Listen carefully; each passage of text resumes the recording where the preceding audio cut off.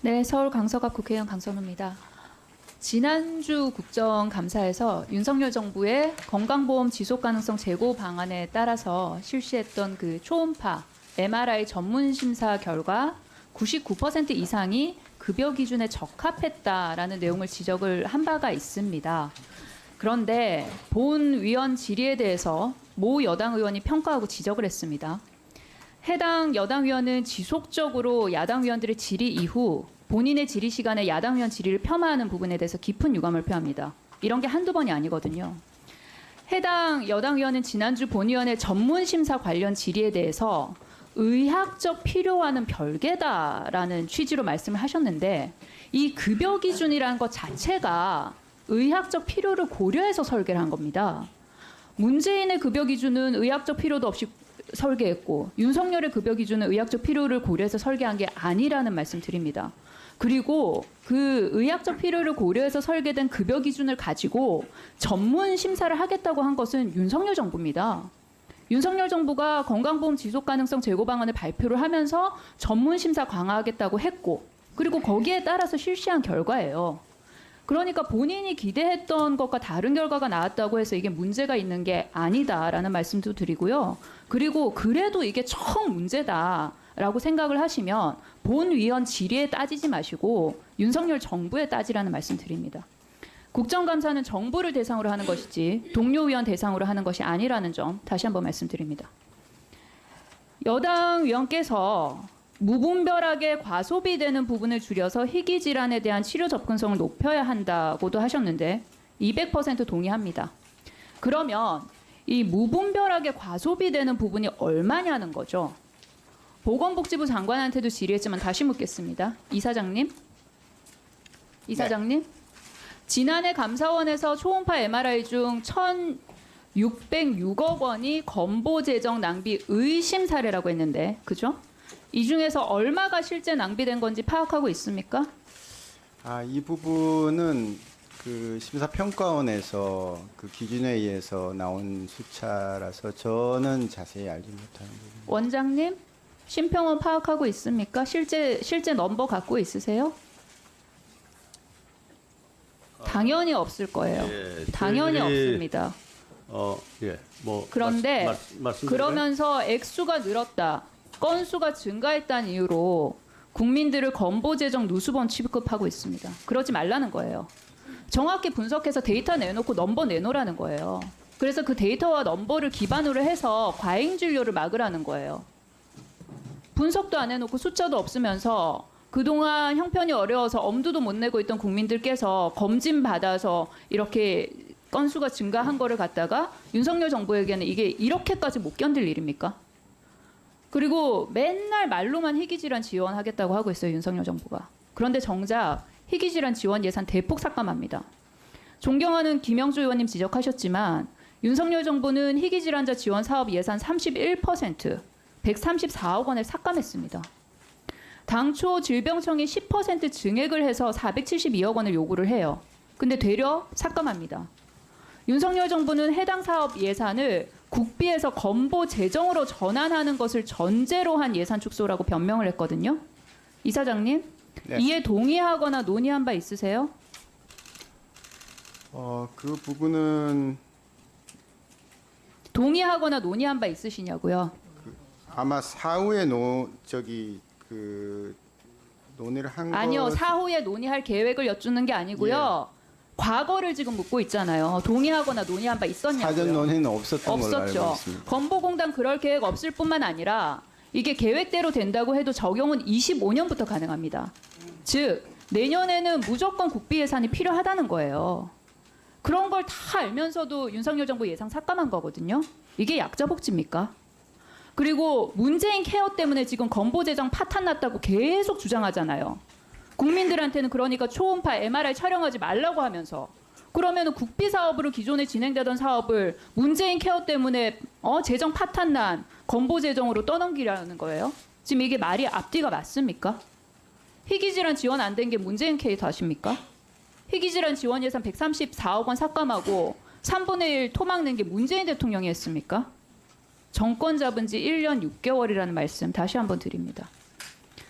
지난해 국정감사에서 건강보험 보장성 강화 정책 효과 검증 필요성이 지적된 이후에 건보공단에서 건강보험 보장성 강화 정책 효과에 대해서 조사를 실시합니다. 슬라이드 봐주세요.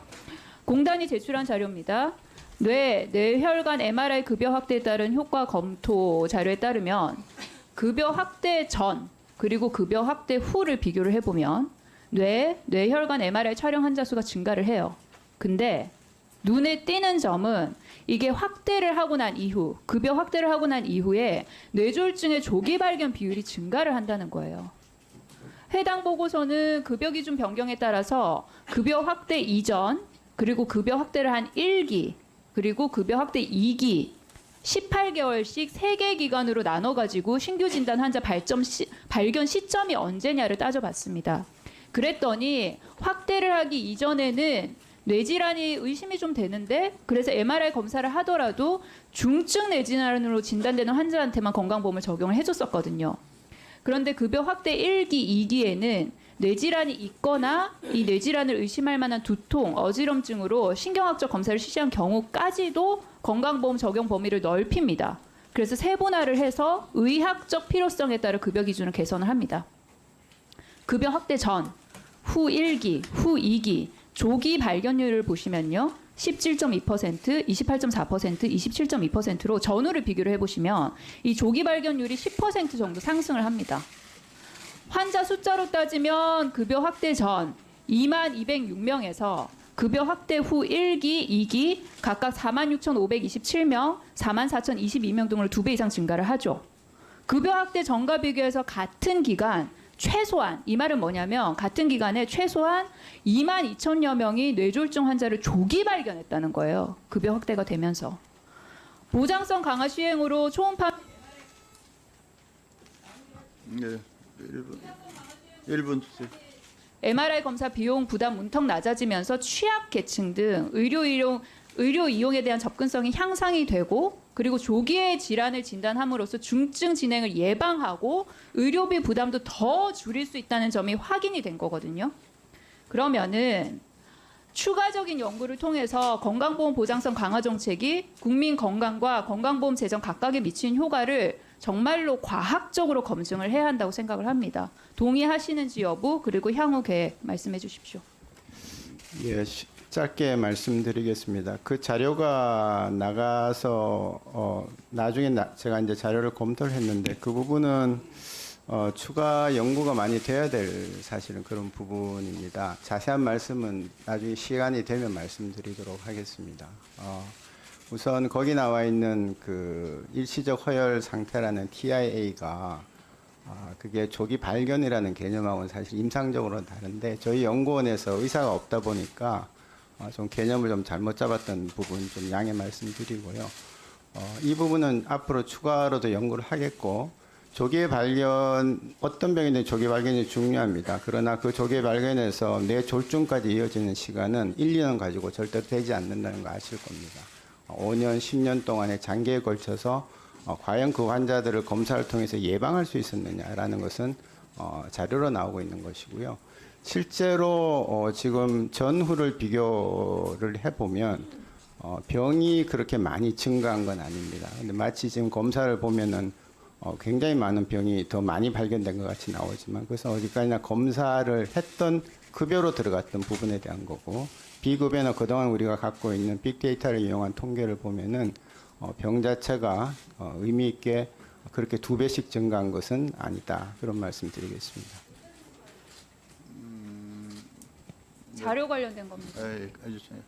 그러면 지금 이사장님 말씀 따르면은 개념을 잘못 적용한 자료를 갖다가 의원실 제출했다는 거네요.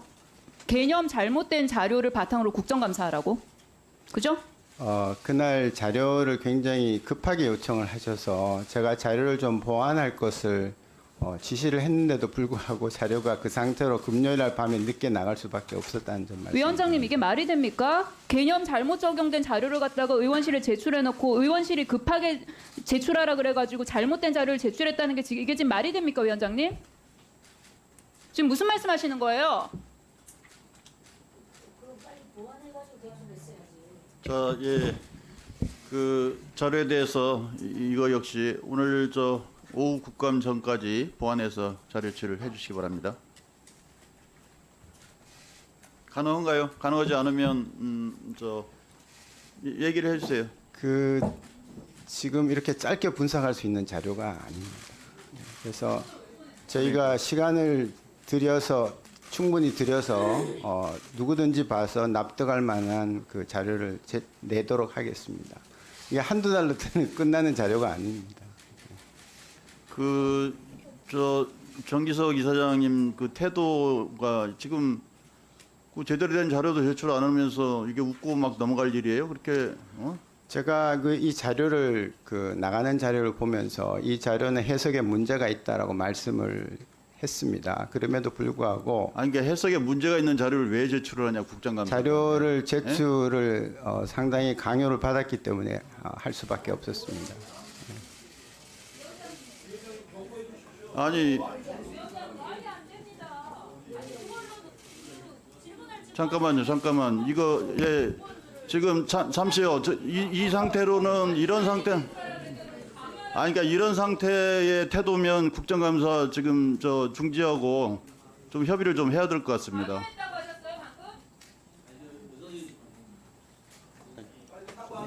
아니 표현을